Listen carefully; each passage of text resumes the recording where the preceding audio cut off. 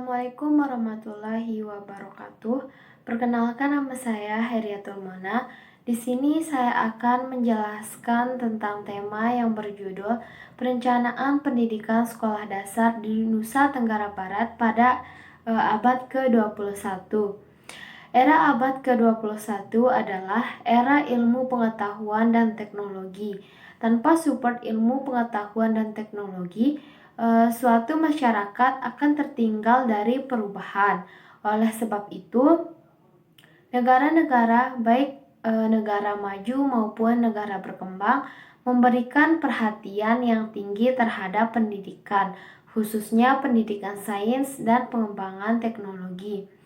Banyak pihak menyadari bahwa pendidikan mempunyai peranan yang sangat strategis dalam pembangunan bangsa. Berbagai kajian di banyak negara menunjukkan kuatnya hubungan antara pendidikan dengan tingkat perkembangan bangsa-bangsa tersebut yang ditunjukkan oleh berbagai indikator ekonomi dan sosial budaya. Pendidikan yang mampu memfasilitasi perubahan adalah pendidikan yang merata, bermutu, dan relevan dengan kebutuhan masyarakat, sehingga tidak berlebihan jika dikemukakan bahwa peningkatan mutu pendidikan tempatnya masih merupakan isu sentral beberapa tahun ke depan atau mungkin untuk selamanya. Agar pembangunan pendidikan dapat berkontribusi terhadap peningkatan kualitas sumber daya manusia atau SDM, terdapat 3 syarat utama yang harus diperhatikan, yaitu yang pertama sarana gedung, kemudian yang kedua buku yang memadai dan berkualitas, kemudian yang ketiga guru dan tenaga kependidikan yang profesional. Kemudian, menurut Undang-Undang Republik Indonesia Nomor 20 Tahun 2003 tentang Sistem Pendidikan Nasional mengemukakan bahwa pendidikan nasional bertujuan mengembangkan potensi peserta didik agar menjadi manusia yang beriman dan bertakwa kepada Tuhan Yang Maha Esa, berakhlak mulia, sehat, berilmu, cakap, kreatif, mandiri, dan menjadi warga negara yang demokratis serta bertanggung jawab dalam rangka mencerdaskan kehidupan bangsa. Untuk mencapai tujuan tersebut, pemerintah telah menetapkan 3 rencana strategis, yaitu yang pertama, perluasan dan peningkatan akses. Kemudian yang kedua, peningkatan mutu, relevansi, dan daya saing. Kemudian yang ketiga, peningkatan tata kelola pendidikan, transparansi, dan akuntabilitas pelaksanaan pendidikan. Mengingat peran guru yang begitu besar dalam proses pembelajaran, maka diperlukan guru yang profesional, kreatif, inovatif, mempunyai kemauan yang tinggi untuk terus belajar, melek terhadap teknologi informasi sehingga mampu mengikuti perkembangan zaman. Tuntutan profesionalisme guru terus didengungkan oleh berbagai kalangan di masyarakat kita, termasuk kalangan guru sendiri melalui berbagai organisasi guru yang ada. Di samping tuntutan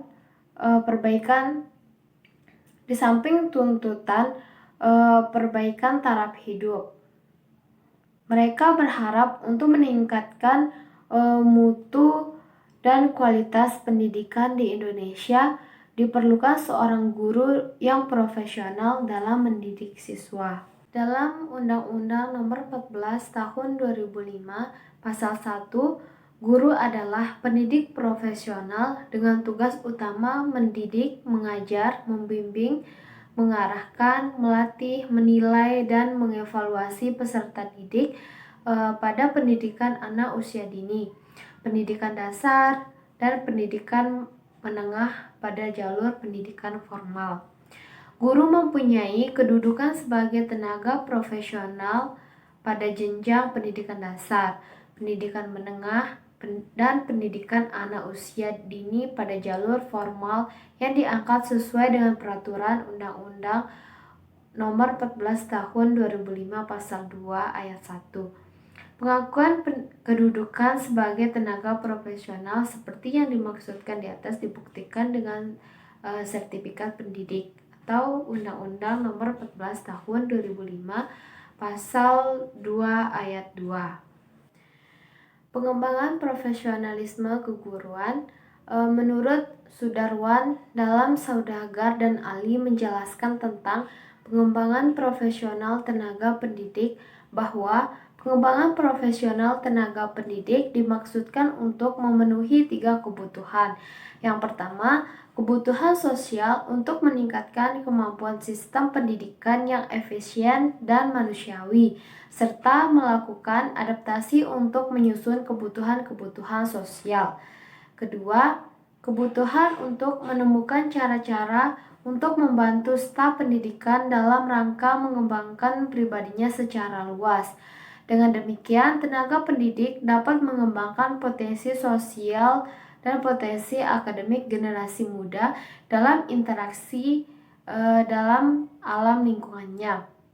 Kemudian yang ketiga, kebutuhan untuk mengembangkan dan mendorong keinginan tenaga pendidik untuk meningkatkan dan mendorong keinginan pribadinya, seperti halnya dia membantu peserta didiknya dalam mengembangkan keinginan dan keyakinan untuk memenuhi tuntutan pribadi yang sesuai dengan potensi dasarnya. Sejalan dengan itu, Saudagar dan Ali menjelaskan lebih rinci tentang kompetensi, yaitu sejumlah kemampuan yang harus dimiliki guru untuk mencapai tingkat guru profesional, yaitu kompetensi guru meliputi kompetensi pedagogi, kompetensi profesional, kompetensi kepribadian, dan kompetensi sosial.